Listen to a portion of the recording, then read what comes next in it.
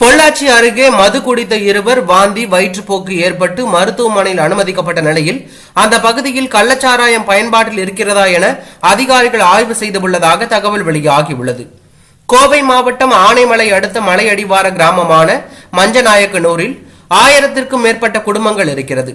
இதில் பெரும்பாலானவர்கள் விவசாய கூலி தொழிலாளிகள். இதனிடையில் நேற்று அந்த பகுதியைச் சேர்ந்த டீ கடை நடத்தி வரும் ரவிச்சந்திரன் அவரது நண்பர்களுடன் சேர்ந்து மது அருந்தியுள்ளார். இதனைத் தொடர்ந்து நேற்று இரவு ரவிச்சந்திரன் மற்றும் மகேந்திரன் ஆகியோருக்கு வாந்தி வயிற்றுப்போக்கு மற்றும் மயக்கம் ஏற்பட்டு உடல்நிலை பாதிக்கப்பட்டதால் அதிர்ச்சி அடைந்த உறவினர்கள் இருவரையும் கோவையில் உள்ள தனியார் மருத்துவமனையில் சிகிச்சைக்காக அனுமதித்துள்ளார்கள். கள்ளச்சாராயம் குடித்ததால் தான் இருவருக்கும் உடல்நிலை பாதிக்கப்பட்டுள்ளதாக பொதுமக்கள் போலீசாருக்கு தகவல் தெரிவித்திருக்கிறார்கள். இதனையடுத்து வால்பாறை டிஎஸ்பி ஸ்ரீநிதி தலைமையில் இன்ஸ்பெக்டர் குமார் மற்றும் கிராம நிர்வாக அலுவலர் காயத்ரி ஆகியோர் மஞ்சநாயக்கனூர் கிராமத்தில் விசாரணை மேற்கொண்டு வருகிறார்கள். இதுகுறித்து போலீசார் கூறும்போது, ரவிச்சந்திரனுக்கு ரத்த அழுத்தம் பாதிப்பால் உடல்நலக்குறைவு ஏற்பட்டு மயக்கம் அடைந்துள்ளார். மகேந்திரனுக்கு உணவு ஒவ்வாமை காரணமாக வயிற்றுப்போக்கு ஏற்பட்டுள்ளது.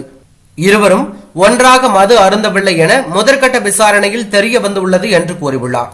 இதுகுறித்து அந்த பகுதி மக்கள் கூறும்போது, ரவிச்சந்திரன், மகேந்திரன், ராமகிருஷ்ணன், ராஜன் என்கின்ற லட்சுமணன், செந்தில்குமார், முத்துக்குமார், செந்தில்குமார் ஆகியோர் நேற்றைய முன்தினம் மாவட்ட மலை கிராமத்தில் இருந்து 1 லிட்டர் சாராய பாட்டிலை வாங்கி வந்துள்ளார்கள்.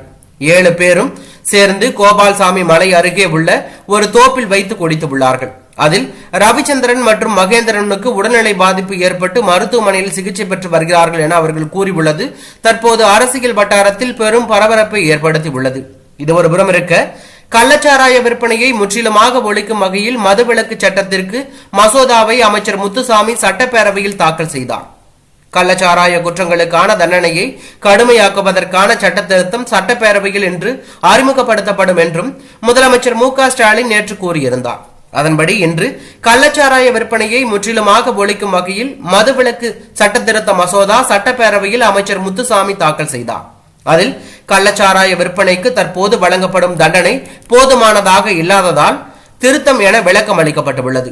கள்ளச்சாராயம் விற்பனை, பதுக்கல் என அனைத்து விதமான குற்றங்களையும் தடுக்கும் வகையில் சட்ட திருத்தம் செய்யப்பட்டுள்ளது. புதிய மசோதாவில் கள்ளச்சாராய குற்றங்களான பதுக்கல் மற்றும் விற்பனையில் பயன்படுத்தப்படும் அனைத்து அசையும் சொத்துக்களையும் பறிமுதல் செய்ய வழிவகை செய்யப்பட்டுள்ளது. கள்ளச்சாராயத்தை தயாரித்து விற்பவர்களுக்கு ஆயுள் வரை கடுங்காவல் தண்டனையும் 10 லட்சம் ரூபாய் வரையில் அபராதம் விதிப்பதற்கான சட்ட திருத்தம் கொண்டு வரப்பட்டுள்ளது. மேலும் மது அருந்த பயன்படுத்தப்படும் உரிமையில்லாத இடங்கள் மூடி சீலிடப்படும். தண்டனை வழங்கப்பட்ட ஒருவரை அந்த பகுதியிலிருந்தே நீக்கம் செய்ய மதுவிலக்கு புலனாய்வு அதிகாரியால் விண்ணப்பம் செய்ய சட்ட திருத்தம் கொண்டு வரப்படும். தண்டனைகளையும் அபராத தொகைகளையும் அதிகரித்து அதிகாரிகளுக்கான அதிகாரம் வழங்க வழிவகை செய்யப்பட்டுள்ளதாக தகவல் வெளியாகியுள்ளது. இதுவரையும் இருக்க, கள்ளக்குறிச்சி மாவட்டம் கருணாபுரம் பகுதியில் கள்ளச்சாராயம் குடித்து பலியானோர் எண்ணிக்கை 70ஐ நெருங்கியுள்ளது. இந்த சம்பவத்தில் மேலும் பலர் மருத்துவமனைகளில் சிகிச்சை பெற்று வரும் நிலையில் இது தொடர்பான வழக்கை சிபிசிஐடி போலீசார் விசாரணை செய்து வருகிறார்கள். இந்நிலையில் சட்டப்பேரவை கூட்டத்தொடர் தொடங்கியதிலிருந்தே கள்ளச்சாராய மரண விவகாரம் தொடர்பாக அதிமுக அமளியில் ஈடுபட்டதும் இல்லாமல் கருப்பு உடையில் வந்தார்கள். பாஜக, அதிமுக, தேமுதிக உள்ளிட்ட அரசியல் கட்சிகள் கள்ளச்சாராயம் விவகாரத்தை சிபிஐ விசாரணை நடத்த வேண்டும் என வலியுறுத்தி வருகிறார்கள். இந்நிலையில் கள்ளச்சாராய குற்றங்களுக்கான தண்டனையை கடுமையாக்குவதற்கான சட்ட திருத்தம் சட்டப்பேரவையில் இன்று அறிமுகப்படுத்தப்பட்டுள்ளது. முதலமைச்சர் மு.க.ஸ்டாலின் நேற்று இதை பற்றி கூறியிருந்தார். இந்நிலையில் மதுவிலக்கு சட்டத்தில் திருத்த மசோதா குறித்து அண்ணாமலை கடுமையான விமர்சனங்களை செய்துள்ளார். இது தொடர்பாக தமிழக பாஜக தலைவர் அண்ணாமலை வெளியிட்டுள்ள சமூக வலைதள பதிவில், கடந்த 2023ஆம் ஆண்டு 23 பேர் பலியாக காரணமாக இருந்த கள்ளச்சாராய வியாபாரி மரூர் ராஜாவுக்கு மிக நெருக்கமான அமைச்சர் செஞ்சி மஸ்தான் மீது எந்த நடவடிக்கையும் எடுக்கவில்லை. இந்த ஆண்டு கள்ளக்குறிச்சியில் 65 பேர் பலியான பின்பும் மதுவிலக்குத்துறை அமைச்சர் முத்துசாமியை பதவி நீக்கம் செய்யவில்லை. திமுக மூத்த தலைவர்கள் அனைவருக்கும் நெருக்கமான போதைப் பொருள் கடத்தல் கும்பல் தலைவன் ஜாஃபர் சாதிக்கு திமுகவில் உயர் பதவி கொடுத்து 2000 கோடி ரூபாய் சம்பாதிக்கும் வரை வேடிக்கை பார்த்தீர்கள். இத்தனையும் செய்துவிட்டு தமிழ்நாடு மதுவிலக்கு சட்டம் 1937இல் தண்டனைகள் கடுமையாக இல்லை என்று திருத்த மசோதா கொண்டு வந்திருப்பது முதலமைச்சர் மு.க.ஸ்டாலின் கூறுவது இந்த ஆண்டின் ஆக சிறந்த நகைச்சுவை என அவர் விமர்சனம் செய்துள்ளது பரபரப்பை ஏற்படுத்தியுள்ளது.